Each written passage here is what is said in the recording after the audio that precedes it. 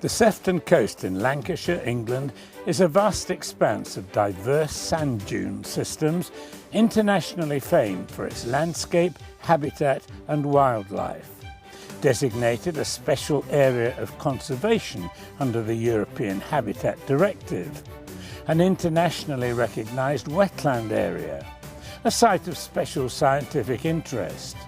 It's home to the protected natterjack toad and sand lizard, and at its heart is a golf course.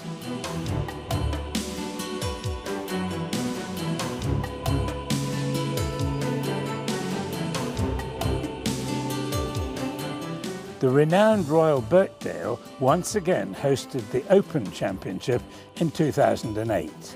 Then, tens of thousands of people trampled over the course for several days.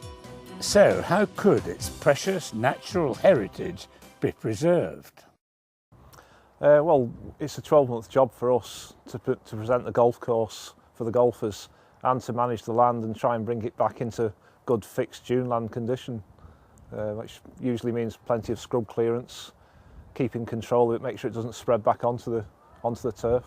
I think really the club are very good that they, along with myself, they want to make sure that Birkdale is a links golf course and doesn't become overrun with scrub and trees and things. So they back me very strongly to make sure that we head in the right direction. When the R&A come for the Open, they're here well in advance, and we make sure we identify any potential problem areas or sensitive areas, and that they're well catered for, make sure that nobody sort of goes onto these areas that shouldn't do, and that they're well protected both before, during and after the Open. Well, we try to get back to normal as quickly as we can, but for us it's an ongoing thing to manage the golf course for golf and the surroundings for its environmental values. I think the key success here at Royal Birkdale is that both the club and the R&A have slightly changed their objectives with the golf course, and they've wanted to reinstate an open links course which has been perfect for conservation, and it fits exactly in what we want to achieve in terms of opening out the sand dune system and preserving the fixed dune and the dune slack habitats. Sefton Coast has got a long history of partnership working, and I think that's been replicated here at the golf club.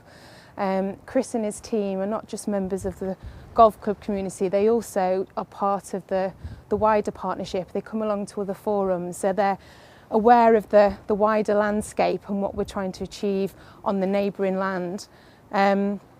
Equally, I think we've built up a strong working relationship with the course. We try and come out and visit the course at least once a year and meet with them and look at the sort of day-to-day management, where we can improve things. Birkdale's been very successful in the past few years. We've been doing a lot of survey work to actually assess the status of species like the sand lizard I'm holding here on the course. And as part of that work, we've identified key sites on the course where these and other animals, particularly natterjack toad, are present. And in achieving a conservation benefit for these, Birkdale have been very, very efficient in removing a lot of tree and scrub on the course, which has now put it in a very favourable condition for this type of reptile. It is an extraordinary thing to worry about how you can actually control the impact of a lot of people on animals like these during the course of a tournament as large as the Open.